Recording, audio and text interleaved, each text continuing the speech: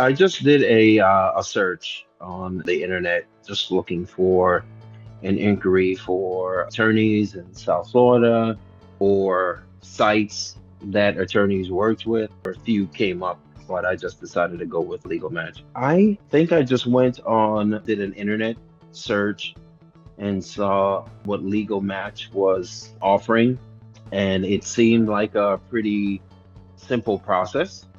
And I didn't have to seek. I just put out what my desires were, and if there were any attorneys interested in either getting some more information or looking to represent me with just what I put through Legal Match, then it worked either way.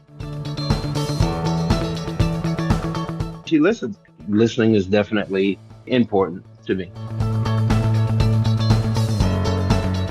O'Neill Lou, what brought me to Legal Match was I was looking for an attorney to get guidance and information from on how to proceed with a variation in child support and child custody.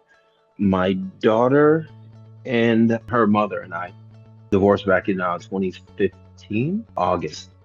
And since then, she'd lived with her mother in Hawaii until January 30th of last year. Since then, she's been with me and this little guy here. And I took the initiative to try and see if I can take legal action to stop the child support from being deducted from my earnings so I can at least move forward and not have to go through her mother in order to get reimbursed since Ty is now living with me. So that was my reason for reaching out. Just the simplicity of the site, and it's like a third party or a third person in between what I'm seeking and being able to provide what I'm seeking to attorneys who might be willing to maybe take my case. By actually connecting me with an attorney who was willing to work with me where I was financially trying to get legal representation nowadays, especially in Florida, is challenging and very expensive. So Legal Match connected Rosalie and Rosalie Cruz, in order to hear my concerns and what I was trying to achieve. And then from there, we were able to work out a number, sign some agreements, and begin working on my case, which it's probably been just about a month since we've started. And it's ironic.